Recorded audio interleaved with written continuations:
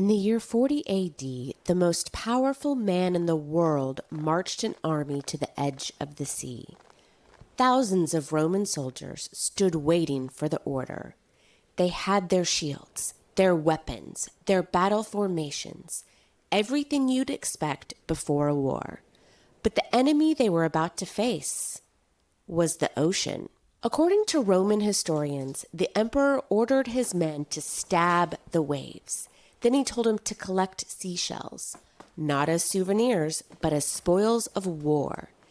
This same emperor supposedly tried to make his horse a government official, built floating palaces for parties, and executed people on a whim. But here's the real question. Was he actually insane, or did history turn him into a monster? Welcome to the House of Syx. Tonight, we present madness, monarchy, and a mare.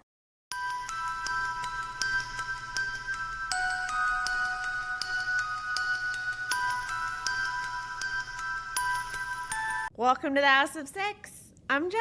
I'm Jared. Do you remember that thing that was going around recently that was like asking men, how often do you think about ancient Rome? And they were like, once a week, once a day. Do you remember that? Somewhat. I feel like that's a no. Well, no, we talked about it in one of the podcasts. How often do you think that I think about ancient Too Rome? often. If you were to give it a number. Sorry, minutes per day or what's? Or like just A number of times. how a day. often Okay. in a week. Oh, in a Minutes week. per day. 13. Times per week. Yeah. Maybe not that often. Oh, okay. Maybe like every other day. Just to be. That's a lot. It's a lot. I think about ancient Rome a lot. I think about ancient Egypt more than that, even. Yeah. Believe it or not. So that should give you a lead in to what we're going to talk about today. Okay. We're going to go back in time to ancient Rome. Okay. And I hope that like 75% of our viewers didn't just turn the TV off. Let's hope not. So, yeah. More importantly, I hope you didn't turn me off. Ba-dum-bum. We're good. Sherlock has joined the podcast. Yes. Welcome, Sherlock. Hello. He doesn't know what's happening. Yeah. He doesn't know what day it is. So, anyways, right. 2,000 years ago, Yeah.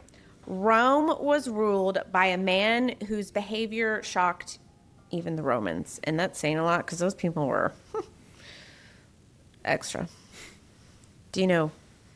No, don't ask me that. No. I think that we should. Like, what do you know about ancient Rome? Cool. Your face says a lot. I mean, what am I? That's too open. I mean, like, what do I know about ancient Rome? Okay, cool. Chariots. Yes. Yeah. Cool. All right. Cobblestone pathways. Cobblestone is an interesting word, but Yeah. sure. Sure. Okay. That's so yeah. Yeah. Yeah. So there were emperors, and we are going to talk about an emperor, that's a hard word for me to say, that was remembered for his cruelty, excess, and behavior so bizarre that historians are still debating his sanity. Okay. I thought that would be a great way to jump into talking with you about Caligula. Okay. I mean, at least I know the name. It's not Right. like I'm like, who? Right. I do want to take a pause, though, because I feel like before we get into Caligula, we need to talk about Rome, because when people hear ancient Rome, they usually imagine a country, and it really it wasn't. It's not what was happening. Rome started out as a single city, just a settlement built across a few hills in central Italy. But over centuries, that city got very good at one thing, and that is conquering its neighbors. They were not so nice. Assholes. Yeah. Okay. Yeah. And then they just kept conquering those neighbors and the next neighbors, and they just kept going to build out, basically taking over everything in the Mediterranean. This is a big deal. Rome was a big deal. Okay. I don't know if you know this. Kind of a big deal. And at first, it was not ruled by emperors. It was a republic, meaning that the government was run by elected officials and a powerful senate. There were no kings, no dictators, at least not officially. The problem with republics is that they don't always handle a massively growing empire very well. By the time that Rome controlled most of the Mediterranean world, its political system was starting to buckle under the pressure, and ambitious generals started fighting civil wars amongst themselves. The most famous of those generals was Julius Caesar. Okay. You know the name. Slightly. You're like, I give speeches about Yes, him I like do. once I a do. week. Yeah. Okay. Of course. I know. I know. You know. I I know that hey, you know that I know that you know. You had to ask. That I know. You had to ask. Yeah, I don't did. blame you. I did. I had to ask. So when Caesar took power, the Republic was dying. Let's be clear. But after his assassination, Rome plunged into even more chaos until finally one man took control, Caesar's adopted son, a man named Augustus. Mm-hmm. Okay? Augustus became Rome's first emperor on paper, if you will. Because Julius Caesar was not just, he wasn't like, oh, vote on this, vote on this. He was like, no, fucking do it. Oh, okay. Okay. Okay. Let's just be clear. But Augustus was the first official emperor. And from that moment on, Rome is no longer a republic. Okay. There's a new sheriff in town, except he's not a sheriff, he's an emperor, because Right. that's what he was. You've got it. Right? Nice play on words. But I tried to go with it, and then it failed. Yeah, Failed. It was a play fail. on words. It was Yeah. failure. Yeah. It's Yeah. fine. We've got an empire now. Rome itself, still just a city, but it is now the capital of the most powerful empire on earth by this point in time. Okay. BFD, right? Big fucking deal. That's what that means. Okay. If anybody doesn't know. Big. And by the way, I only had to look that up like Yeah. 6 months ago. It's fine. Okay. Yeah, I didn't know what BFD meant. Oh, I hate acronyms. Let's not go there. I do. Because they're overused. Well- They're overused is my point. Yours is fine. Yours is fine. So can I use BFD now? It's fine. Oh, I can use But use it. they're overused in normal, corporate. You and I, corporate. Like, it's bullshit. You know what? I'm out of corporate and I'm now in the nonprofit sector. So I'm like super Okay. better than everybody else Well, now. I don't know what I'm in, but so that's just, I'm with you. But anyway, previous lives, You're not in corporate anymore. Congratulations. I don't know what I'm in, but Broke out of the mold. yeah. So I don't know what that means. Anyway, BFD. What were we talking about? BFD. BFD. Yes. So Augustus, Rome's first emperor, and its armies controlled territory stretching from Britain to North Africa to the Middle East. That's a lot. A lot of territory. That's a lot of territory. So that meant that the man sitting on the Roman throne, the man sitting on the Roman throne wasn't just ruling a city, he was ruling 60 million people across 3 continents. I'm pretty sure he didn't have quite control. Well, he had let's just move on. Okay. We do need to understand that this is the world that Caligula inherited, Okay. right? And that world, Rome, height of its power, and by the 1st century AD, the Roman Empire was the superpower. Its roads stretched thousands of miles, and its armies were legendary. I want to take a moment to talk about Rome's roads. This is a slight tangent, and I went into hyper research mode because by the height of the Roman Empire, the Romans had built roughly 250,000 miles of roads and about 50,000 miles paved with stones. Okay. This is the 1st century AD.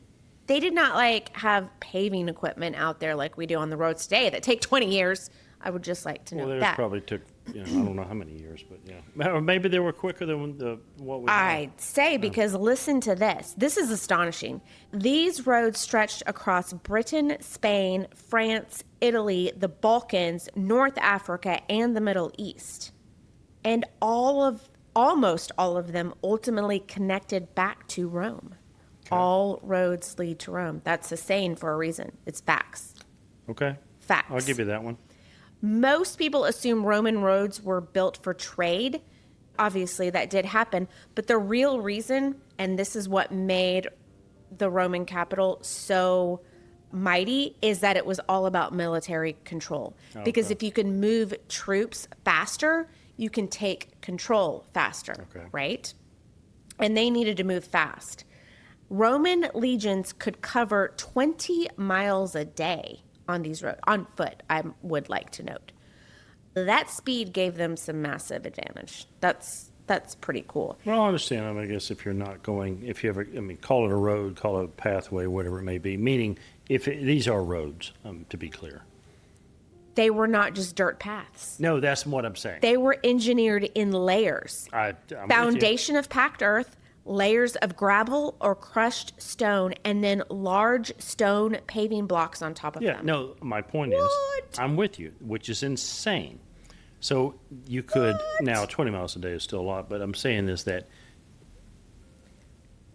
versus having to traverse through over territories and through trees or whatever it may be. So if it's a straight line, it's a lot better than, whatever. They knew what they were doing. And what's really cool about this is that they had a slight curve, so rainwater drained off the sides. Like, they were thinkers, man, these Romans. They weren't messing around. And you know what's even crazier is that some of these roads are still used today, 2,000 years later. Yeah, that is crazy. What? Yeah. I had to talk about this because that's interesting. Yeah. Well, we were just out there on the front porch talking about our stones that were, 120 years old. And we do have 120-year-old stones, and they're not 2,000, but they are 120. Far from it. 100, some of the first cinder blocks. Come on. That's just history, people. So, yeah.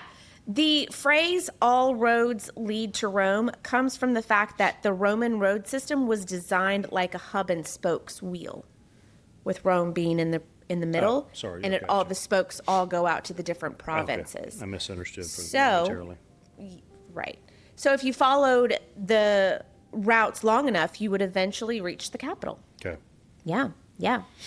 Other civilizations built roads, but Rome was the first to create a continent-scale transportation network. Facts. How cool is that? That's some history share right there. So, Rome was not technically a monarchy, at least not on paper. The empire still had a senate, laws, and political traditions that dated back hundreds of years. But by the time Caligula was born, everybody knew that the emperor was in charge. Okay. If he wanted someone promoted, they were promoted. If he wanted somebody exiled, they disappeared. And if he wanted somebody dead, yeah. Oh, boy. That's what death sounds like, I assume. Okay. The first Roman emperors had understood something important, that you could not rule the Roman world through fear alone. You also had to look respectable about it.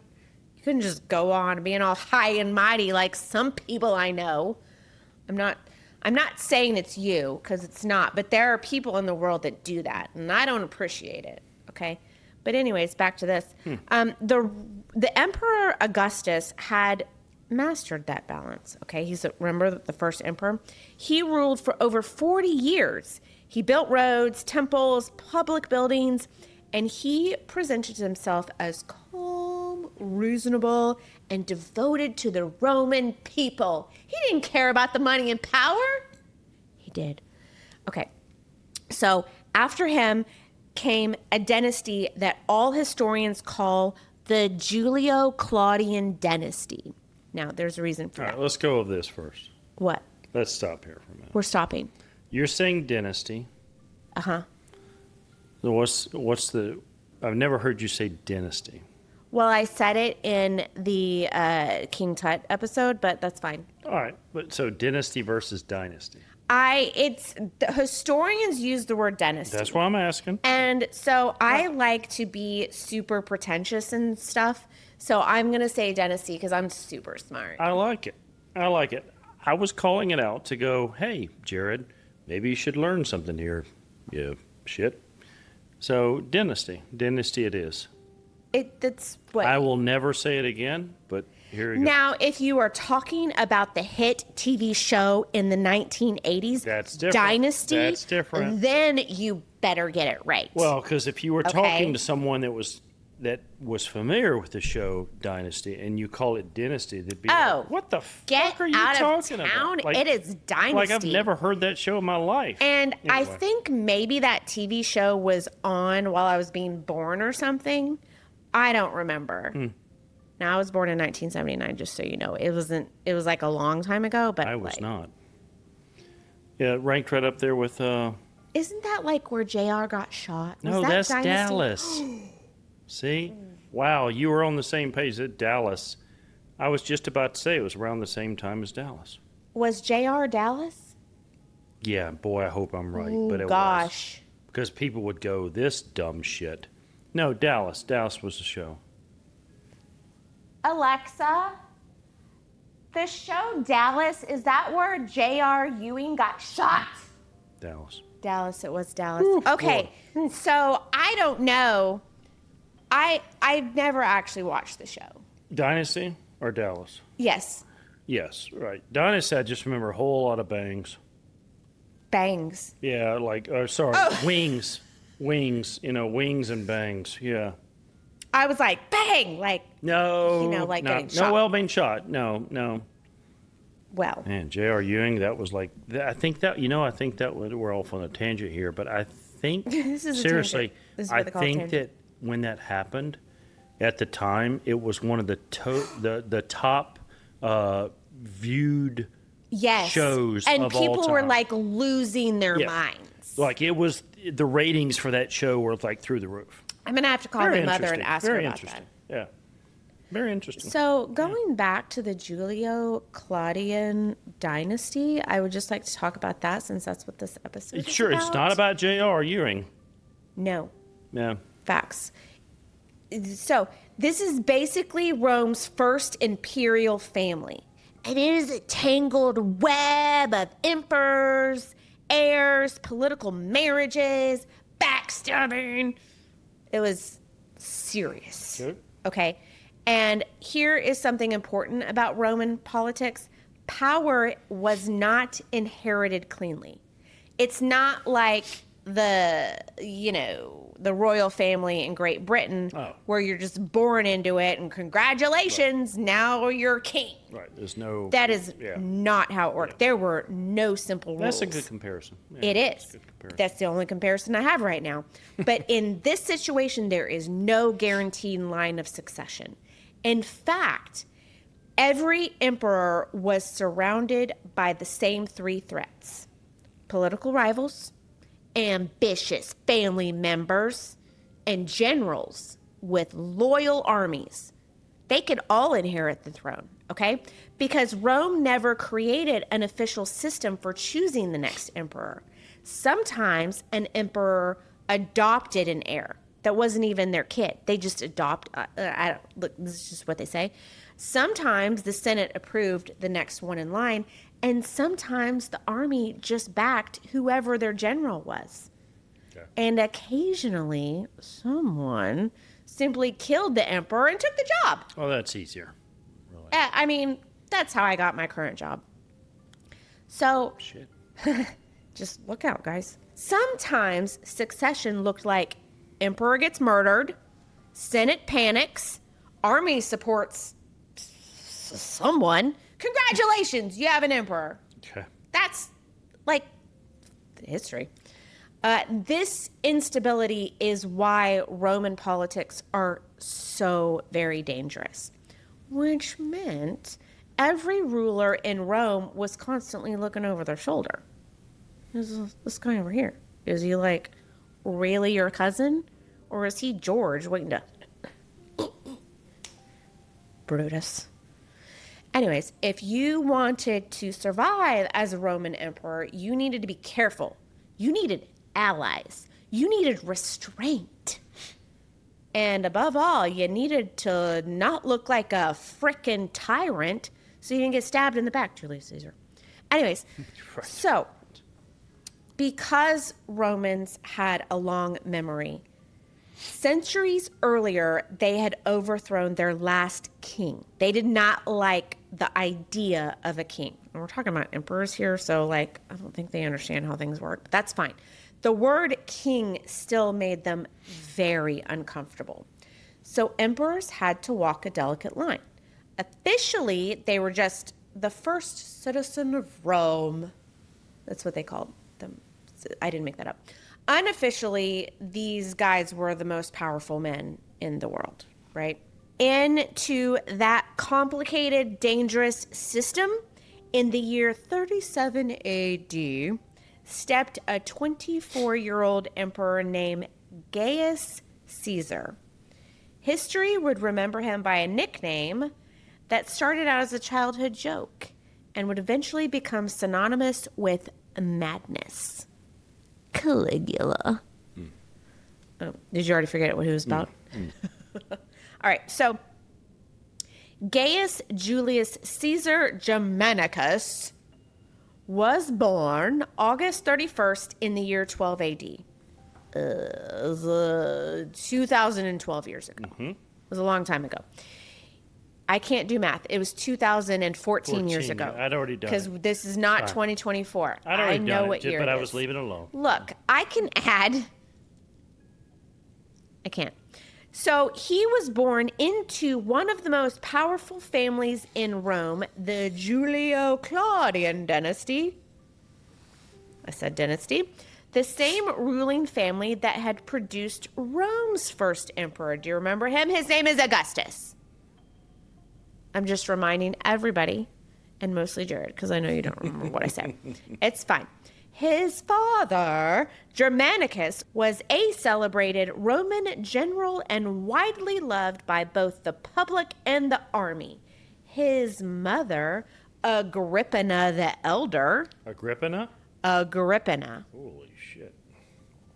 Holy shit. Now, when I used to say this, when I used to read when I was a kid, I would say Agrippina, but it's Agrippina. Sounds Agrippina so much is more nice. appealing. I specifically asked ChatGPT to spell this phonetically for me, and it is Agrippina. Okay. The Elder, by the way, which makes her sound like an evil witch in the forest. I don't know why.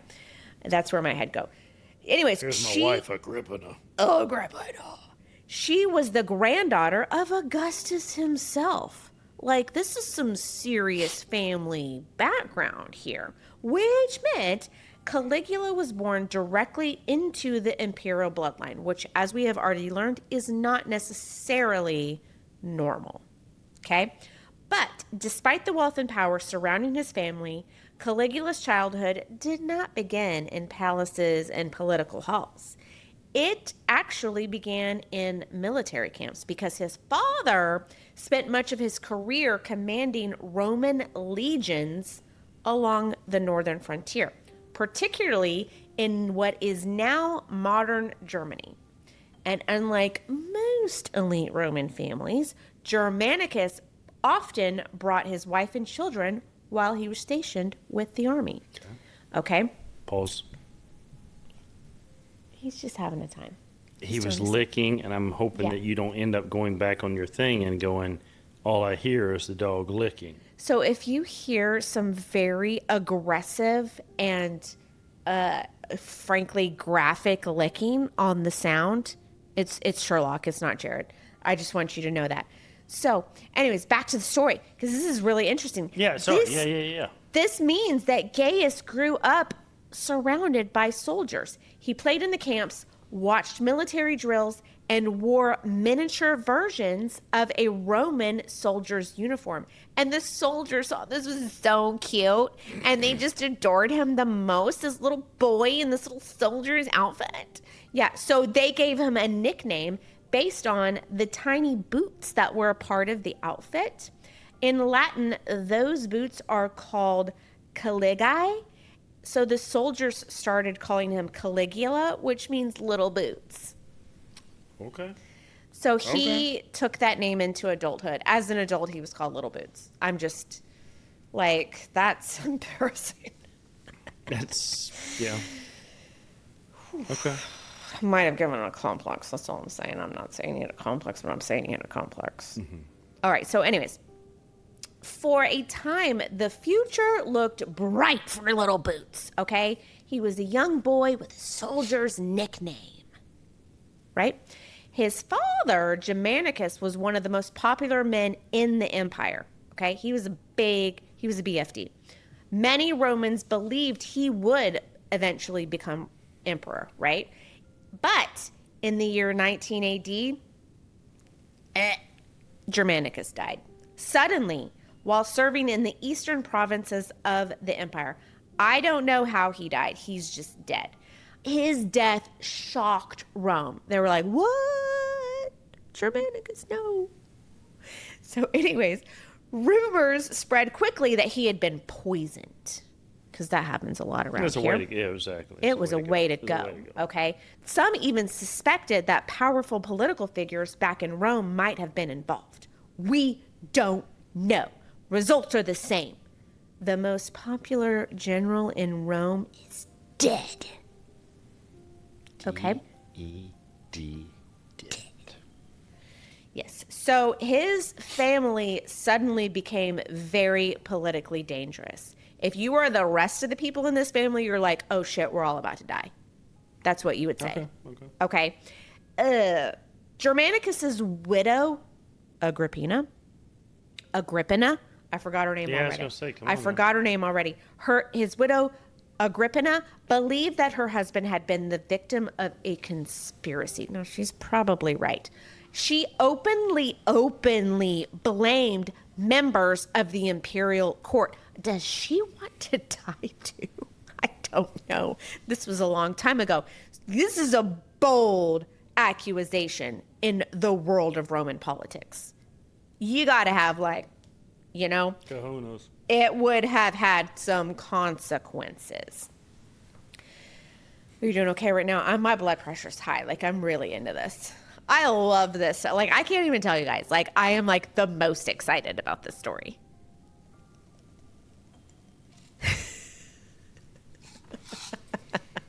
All right.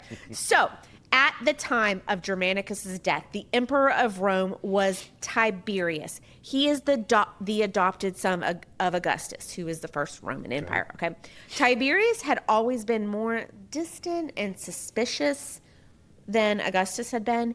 He was cautious, secretive, deeply wary of anyone who might threaten his authority. And let's be fair, he's probably being smart about this.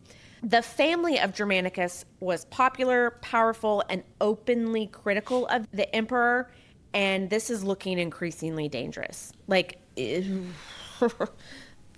not safe, okay? So over the next several years, members of Caligula's family began to disappear from public life.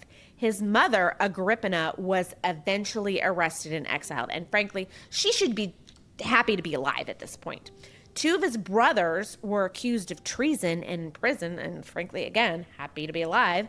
And by the time that Caligula was a teenager, most of his immediate family had either been killed, imprisoned, or forced into exile. His family, they're dropping like flies. Okay, you with me still? Oh, yeah. Okay. This boy, who had once been a little cutie mascot of the Roman army, suddenly found himself surrounded by political purges. In the brutal world of Roman politics, survival often meant staying silent. And Caligula was like, okie dokie. You know what I'm saying? Yep. Okay. He was like, no thank you. Not interested, bud. So, eventually, the young Caligula was brought to live under the watchful eye of the emperor himself, Tiberius. He was sent to the Isle of Capri, where Tiberius had largely withdrawn from public life and governed the empire from a secluded palace overlooking the sea. That sounds terrible. Can we go? I'm just saying. But I could see as like if you were Tiberius and like all these things are going around you, I'd be like, let's go over here and just let's hide in the let's hide on the sea in a palace by the sea. Yes, thank you. I like that. Do you have anything to say? I'm like, sorry, I know I'm dominating this entire thing. You're on fire. I'm really excited about this. Yeah, you're on fire. This is fun. Now, okay. Living in the household of an emperor who had already exiled and imprisoned members of his own family must have been super complicated. But Caligula, he was like, cool, I got this. It's fine. He kept his head down, avoided political conflicts, avoided all the things. According to later historians, he carefully studied the dangerous world of imperial power that surrounded him. He just kept his head down and made it seem as if he was uninterested in politics, which is probably pretty smart. One ancient writer later claimed that Caligula survived this period by mastering a simple rule: never contradict the emperor. And you know, I say that every day. I've never said that. I was deep in thought going, does she say that? No. Okay. Not one time. Because you know what? Damn the man. That's what I say. I've never said that either. Or the woman. But, It's the same. Yep. So, there's a lot going on here, okay? By the mid-30s AD, we're always in AD here, but I'm going to say it anyways, the aging Emperor Tiberius was nearing the end of his life. Okay, he's about to croak. Many of the obvious heirs had already been eliminated by political intrigue, accusations of treason, simple bad luck, whatever. This left actually a surprisingly small pool of potential successors. And obviously among them, Caligula, he's just hanging out. He's enjoying the sea. The boy, once known as Little Boots, had grown into a young man in his early 20s, and he carried the prestige of his father's legacy with the Roman people. He was also obviously connected to the imperial family through multiple lines of blood. So, like, he's looking pretty good. He's like, that's how Tiberius, he's like, Tiberius is like, Okay, understood. Okay. So, Tiberius died in the year 37 AD. And guess what? The Senate confirmed Caligula just straight out the gate as the new emperor of Rome. They're like, he looks good. He's 24. It's probably fine. He's also the son of Rome's most beloved general. Sure. Okay? Little Boots. This is what he's now the most powerful man in the world. At 24. Things happen quick. Holy smokes. So, Rome had been living under Tiberius's rule for more than 2 decades, okay? Tiberius had become increasingly withdrawn, suspicious in his later years. He was living on the sea, governing from an island, and leaving much of the day-to-day politics to advisors, just like, get out of here.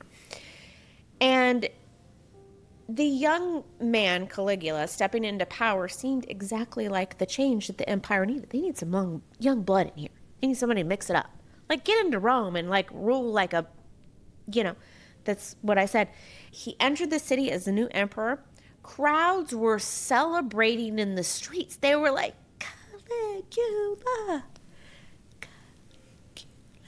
They were super excited about this, okay? Yeah. Okay? And ancient historians describe the early days of his reign almost like a public celebration. People were like digging it, man. Like a hippie in the 70s. So anyways. I'm fucking hanging on here. What? You are in rare form. What? I like the story. I know. It's a good story. Yeah, you do. It's a really good story, guys. Okay, so political prisoners were released. Exiles were allowed to return home, and Caligula made a point of honoring the memory of his parents, which made him even more popular with the public. They were like, they couldn't get enough of this guy. He could do no wrong. So it's good because he's charismatic, he's generous, he's eager to win the approval of the people. Until he doesn't. And so now we gotta go downhill because we're at the top of the mountain. There's no way to go but down. Right. Okay? Bad news bears. Only a few months into his reign, something happened that will become one of the most debated turning points in Roman history. Caligula becomes seriously ill. It's a serious situation. Oh. Okay? Ancient sources do not agree of what the illness is. We don't know. Some historians suggest it was a severe fever. Others speculate it may have been a neurological condition or infection. Whatever, it looked like the new emperor might die. He just got into office. He just walked in the door. Well, he's a young fella. He is a young fella, and he's about to die. Okay, so the entire city of Rome reportedly prayed for his recovery. And people offered sacrifices to the gods. I don't know what that means. Senators made public vows in hopes that the young emperor would survive. Now, Caligula eventually recovers, and the celebrations through the street are enormous. Like, the people love this guy. He is beloved, okay? But something has changed about him. He's not quite the same guy he was before. The generous and popular young ruler who had taken power only months earlier began behaving in ways that were shocking the Roman elite, okay? And from that point forward, the stories about Caligula become more and more strange. The generous public gestures that had marked his first months as emperor slowly gave way to something else, something far more unpredictable. Members of the Roman elite began to notice that the young ruler, who had once been eager to win their approval, now seemed increasingly suspicious of the people surrounding him. Not around him. They are around him, and they're surrounding him, and he's suspicious of them. Okay? Rome is a dangerous place for anyone in power. Okay? And Caligula had grown up watching members of his own family imprisoned, exiled, executed during the reign of Tiberius. Now, whether this is because of paranoia, trauma, simply the intoxicating effect of absolute power, okay, I wouldn't know how that feels. I have zero power. You have lots of power. In this household, not in the real world. I'm like a regular Joe. I'm a regular Jen. So, yeah. But anyways, whatever we were talking about. So, okay, political opponents suddenly were accused of treason. Just out of nowhere, okay? Wealthy Romans were executed and their property seized by the state. Just regular, powerful men. Members of the Senate, men who had once governed the Republic, found themselves humiliated, threatened, and forced to compete for the emperor's amusement. Okay? Then the story started. Stories that would eventually define Caligula's reputation for the next 2,000 years. All right. So here are some of the stories that made him famous, all right? Now, ancient historians describe a ruler who seemed increasingly fascinated with testing the limits of his power. Oh my gosh, what? Who could we be? We're talking about Caligula. That's what this whole episode is about. I swear that's who I'm talking about. So one story claims that Caligula demanded that members of the Senate run beside his chariot for miles while he just rode comfortably inside. Those are the horse. You know what I'm saying? Okay, so another, I'm still going. Jared's just fucking done. He has nothing else to say here. Another story claims that he forced high-ranking politicians to attend lavish dinners where they were mocked, insulted, or made to perform humiliating tasks. Like a jester. Yeah. Yeah. Now, the most famous story involves a horse.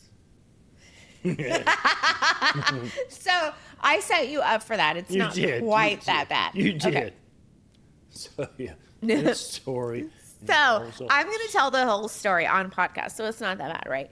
I mean, it's absurd, but not bad. Okay. So according to several Roman writers, Caligula owned a prized horse named Incitatus, okay? And the emperor supposedly planned to appoint that horse as a senator.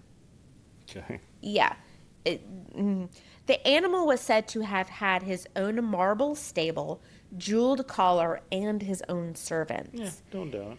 Now, whether the story was meant literally or a way for the emperor to mock the Senate is still widely debated, but the message is clear. Caligula wanted Rome to understand the old political order no longer mattered.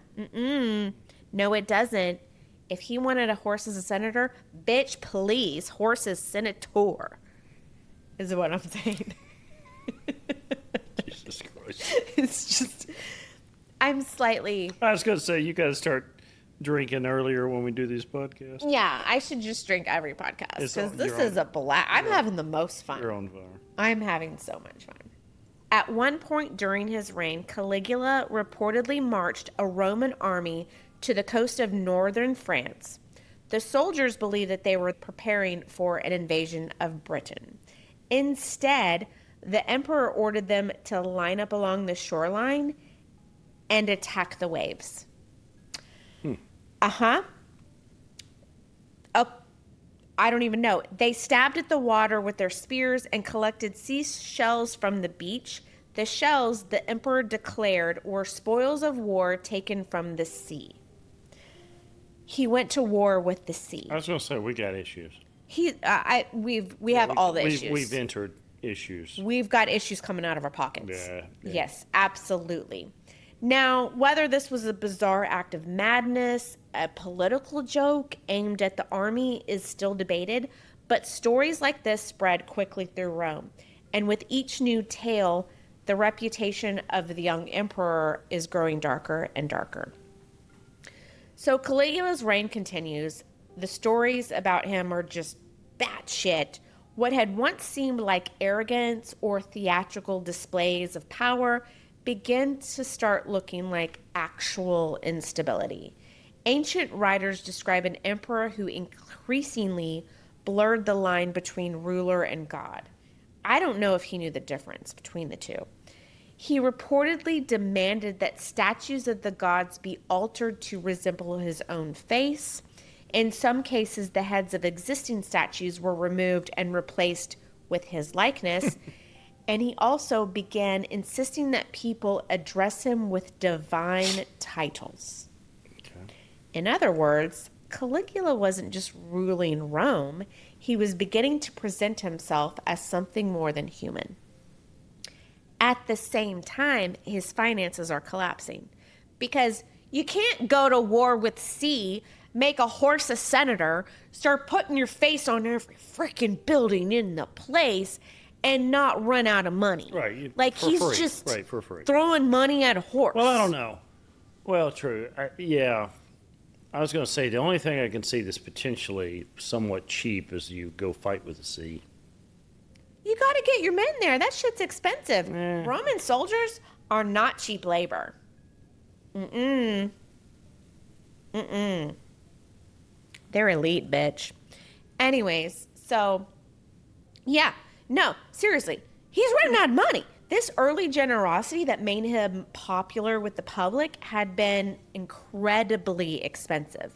He threw lavish games, public festivals, massive construction projects, extravagant palace events.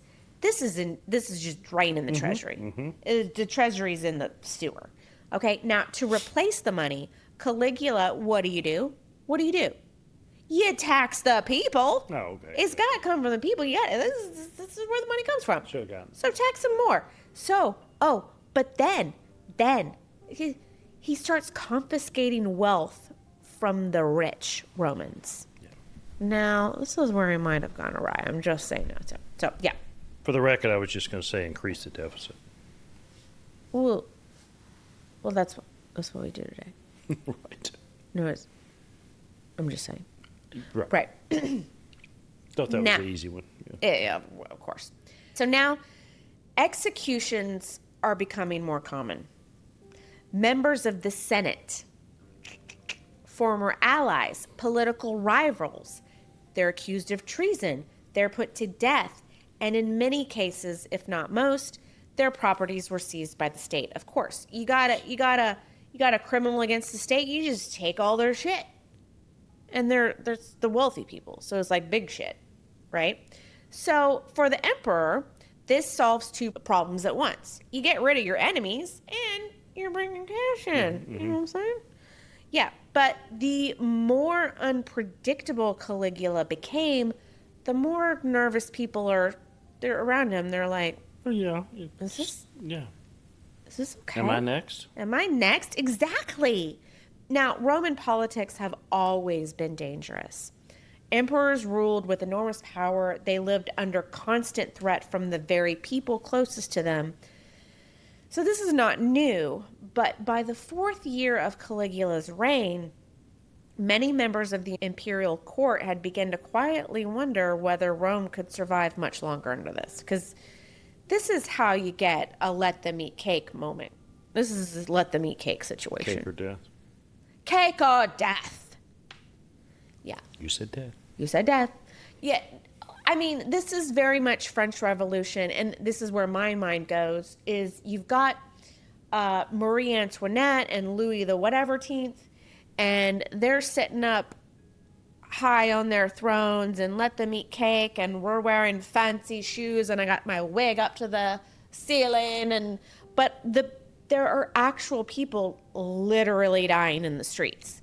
And at some point, and this is a lesson for the ages, at some point, the people starving in the streets are going to take the rich off their throne, and they're gonna, you know what I'm saying? Yeah. At this rate, we're gonna run out of cake. Classic Eddie. Susan. Eddie at the time. Facts. Definitely. So let's talk about these imperial displays of excess, as one would say. Caligula knew how to throw a party, okay? Many of these performances were spectacularly expensive. Ancient writers describe a series of extravagant displays designed to remind everyone who was in charge. Who is Caligula? We already talked about this.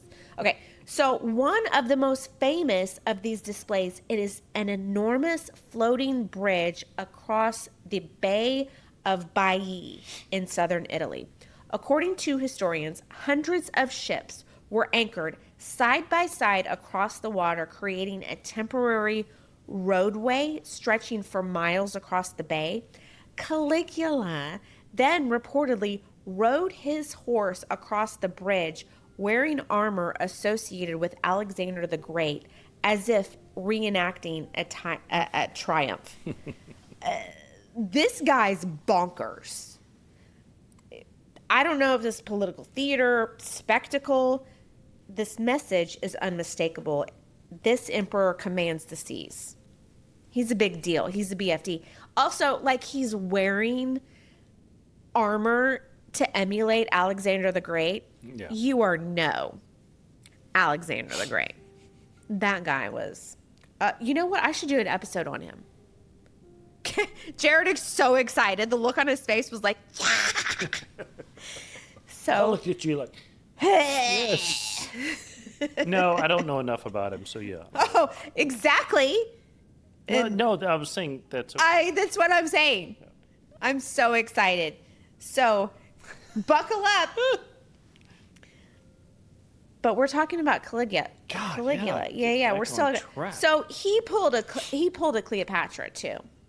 He would have parties where he would drop a pearl in vinegar and then knock it back and drink it because he is so rich he can drink pearls. It's probably not good for your digestive system. We take apple cider vinegar gummies all the time. I figure that's the same thing. As a pearl? In vinegar. No, I meant the pearl. It's just like broken up shells. It's fine. Like what's gonna happen? Shitty, you die. Shitty That's kidney stone, whatever. Yep. All this to say is that all these shenanigans, these festivals, the gladiators, the bridges of Alexander of Triumph, whatever they were doing, staggering price tag. Within a few years of him being on the throne, much of the enormous treasury that had been left to him, it's gone. It's running out. Easy come, easy go. Easy go is Caligula, and that's what's up. So, I don't even know. Let's talk a little bit about his personal life because I'm going to mention a couple things later, and you'll be like, where'd she come from? That's what I said. So Caligula was extremely close to one of his sisters, Julia Drusilla. Ancient writers often describe their relationship as unusually intense. Are you getting some vibes? You should. Sexual tension. Later rumors would claim oh boy, it crossed into scandal. Okay, sexual tension. But we don't know for surezies. Whether these accusations were political gossip, we don't know. What is clear is that Drusilla held a rare position of influence for a Roman woman. When she died suddenly in 38 AD, 1 year into his rule, Caligula was devastated beyond the norm. He declared a period of public mourning and went so far as to have her officially deified, making Julia Drusilla the first Roman woman to be declared a goddess by the state. A goddess. This guy. Bad shit. So anyways, like many Roman emperors, Caligula's personal life was complicated. Ancient sources describe multiple marriages during his short reign, some lasting only a brief time before ending in divorce or political fallout. Divorce was a thing, by the way. His final marriage would become the most significant. In the final year of his life, Caligula married a woman named Melonia Cassonia. Oh, I like that. That's what I said. Roman historians describe Cassonia as strong-willed and fiercely loyal to the emperor. Ancient writers, many of whom dislike Caligula, often portrayed her as not good. They don't like her. But that's all I'm going to say about that. Melonia Colonia? That's good shit. No. Oh. Melonia Castonia. Oh, still. Melonia Colonia. Equally good. Well, I rhymed it a little bit too much. You went too far. That's fine. I go too far all the time. Melonia Castonia. That's still good. It's still not right. Shit. Melonia Cassonia. Okay. I thought that's what I said. Nope. Anyway. Anyhow, not long after their marriage, Cassonia gave birth to a daughter, and they named the child, of course, Julia Drusilla, after his sister. Please, he's Julia like for Lilia. Oh, whatever. I'm sorry. Caligula reportedly adored the infant baby girl and proudly presented her to the public as a member of the imperial family.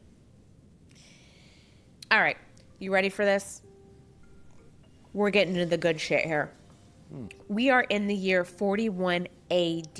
It is January. I don't know what January it is in Italy, but it is cold here, so I'm just thinking it's cold. All right. A small group of men decided that the emperor is just a little too dangerous. We got to handle this. All right. the conspiracy formed within his own inner circle. That's when you know you have just screwed up. Sure. In your inner circle, this is not foreign enemies. No rebellious provinces. The people plotting his death were members of his own guard. Okay. Eek. Among them was the commander of the Praetorian Guard. You've heard of the Praetorian Guard. They're like elite shit. They're like the most elite soldiers ever on Earth. Like MI6, I got it. And no. That's a joke. They're spies. Yes. Spies were soldiers. That's the Praetorian Guard. Yes. Okay. So these are the elite soldiers that are responsible for protecting the emperor himself. All right. The head guy here is named Cassius Correa. According to ancient sources, Caligula had a habit of publicly humiliating Correa, mocking his voice, forcing him to repeat embarrassing passwords when giving military orders. Like, Caligula is just a dick. Okay? Over time, those insults turned into something more dangerous. It's called resentment. Like, fucking enough, you guy. That's what I said. The men involved knew they only had one chance. If the emperor discovered the plot before it could be carried out, oh, this is bad news bears for them. They'd be dead so, right? So they're waiting for the right moment. The moment came during a series of public games being held in Rome. On January 24th, Caligula spent the morning attending theatrical performances and events connected to the celebration.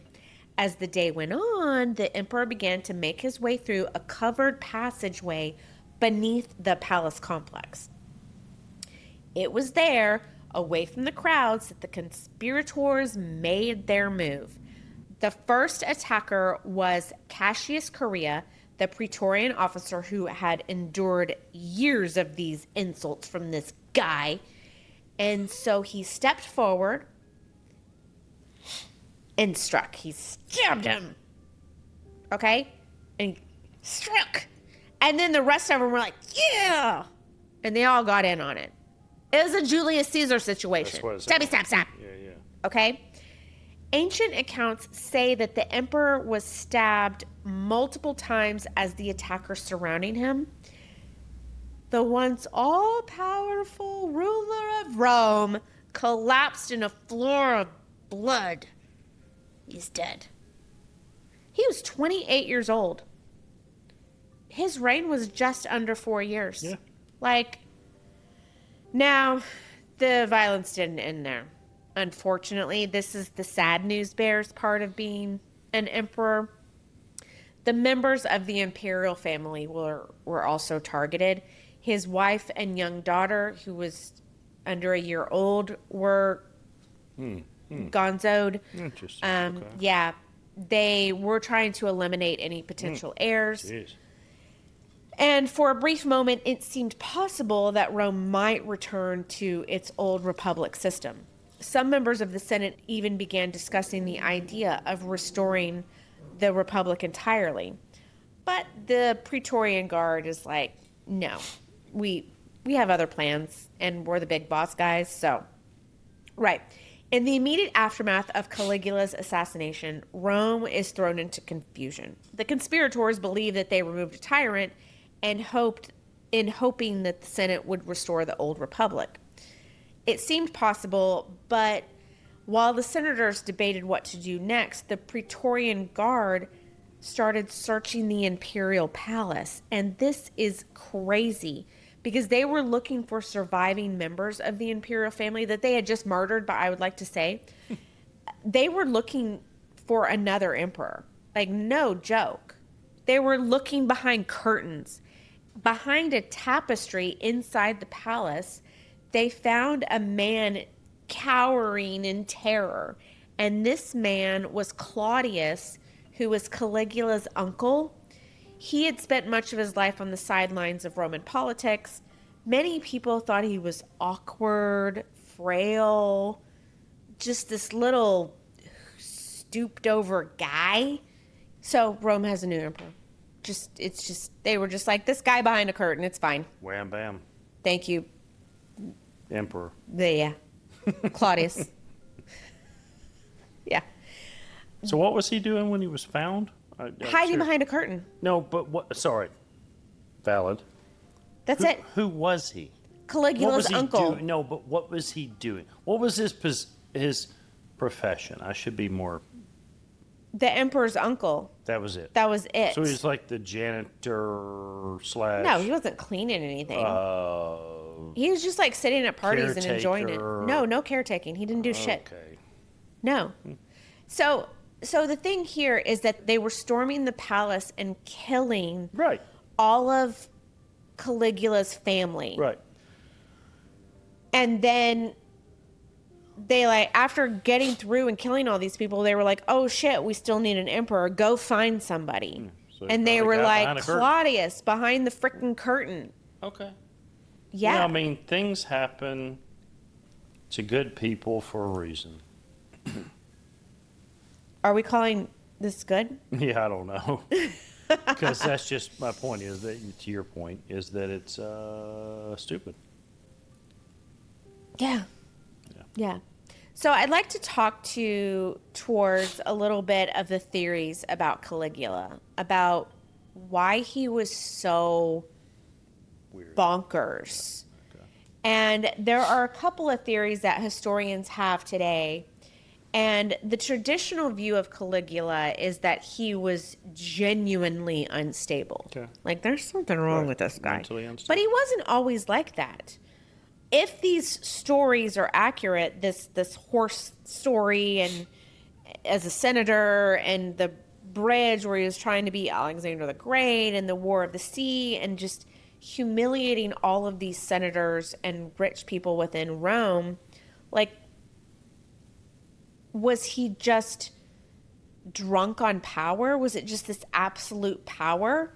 I mean, he became emperor at 24 years old and suddenly controlled the largest empire in the world. Let's face it, that's young. Like, that can go to your head. That's when you're young and extremely cocky. Yeah. There's no real, there's no real checks and balances. You haven't even lived a life. You haven't even lived a life. And so even your most impulsive behavior can get the better of you. No, totally. So in that interpretation, he's just too much too soon? Sure. Or too much power, absolute power. Because it was absolute power. He could do anything you want. I was a cocky dick in my 20s, so I'll go with that. But there were consequences. Sometimes which is why you didn't just do some nutso things, I guess. Or just because you're a human being and you're not insane. Correct. Let's do that. So yeah, anyway, to your point. So let's just say 20s is too much too soon power theory. Okay. The other theory is this mysterious illness that came about him. Okay. He had a very high fever. Historians speculated that it might have been neurological, possibilities of encephalitis, epilepsy, severe infections. Conditions like this could potentially affect behavior, judgment, emotional stability. I mean, there's nothing to say. Like, we can't say what it is. Sure. But some historians say that after this illness is when he went gonzo. Sure. Okay. Then we have the propaganda theory. Most of the detailed accounts of his reign were written decades after Roman historians who belonged to the political class he had frequently clashed with. So they relied heavily on rumors circulating around the Roman elite. I mean, at this point, it had already been tainted by political uprising. I mean, he had already been killed at this point. So, in other words, many of the people telling these stories had strong reasons to portray him as a monster. So we could have that. We also have the political performance theory. And instead of madness, some of his actions could have just been political theater. Roman emperors often had tense relationships with the Senate, which represented the old aristocratic power structure of the Republic. maybe by humiliating senators publicly or mocking their authority, he could have been sending a message that the old political order is over. The emperor's in charge now. Right. What do you think? No, I have a theory. I'm skipping these theories because actually, I'll be honest. I was surprised you even had theories at this story. I credit you. They're vague. So no, I do not have any theories. I will say that this is very much debated by historians today. So that's why I had theories. Like, I could go down the whole path of, again, him being young and all that stuff, which I just kind of did on the side in a jokingly way. But, like, it could be anything. I know that he had too much power at a young age. Facts. Period. So I'm going to say that in combination with, remember, he was completely removed from the political society. He was living in military camps, and then with Tiberius in this palace on the sea. Sure. So he was not really educated. Sheltered life and all, yeah. He wasn't educated politically on how you act and what you should be doing. Right. He was surrounded by an emperor who was paranoid and removed from high political society and guarded 24/7. I think that probably jaded him very much. And then I definitely think this fever had something to do with it. Okay. And then being 24 and having absolute power. Sure. I think he just combination. It was a combination of just all of these things. And he had constantly listened to Tiberius rant about the tainted political spectrum that was just all around. And I think he thought he could do no wrong, and then he had too much too soon. Yeah. So this is one statistic, and we'll be done here, okay? That puts this into perspective. In the first 300 years of the Roman Empire, 2/3 of emperors died violently. Yeah, I think we've talked about this a little bit before. Yes, right. That tells you how unstable this system was. Either we haven't talked about this on necessarily the part, but you've talked about this type of stat before with me. Yes. Because you do talk about this type of stuff in general. A lot. Yeah. I do, yeah. So in that environment, Caligula might not have been uniquely crazy. Right. No, agreed. He just is one of the 2/3 who lost control of the political game. Right, what the culture built. Yeah. Yeah. The environment built. Yeah. You feel better now? Oh, yeah. We're going to have to do so many more Roman Empire episodes. So you should comment now and be like, Jen, no, stop. Don't do that. Or Jen, that is the most interesting episode I've ever heard, and I will comment back, and I'll be like, I fucking know. So. Yeah. So look, sharing is caring. Share with your friends. Share with your mom. Share with that uncle that you don't even talk to at Thanksgiving, but let him know. Like, we're fun. We're cool. Yeah. So yeah, like and subscribe. We love comments. Tell us where you're from. Like any comments. Yeah. Jesus Tell Christ. us, like, you guys are stupid. No, we're not stupid. No. I'm stupid, but we're not stupid. Nobody here is stupid. Cool. Yeah, so episodes drop every other Tuesday. This is at the House of Syx. No, this is houseofsyx@gmail.com. If you want to suggest an episode, if you're like ancient Rome, That'd be awesome. You, Jim. It actually might make I said Jim. It might make our day. You're not Jim. Yeah, cool. So that's it. And stay off the roads. Bye. Bye.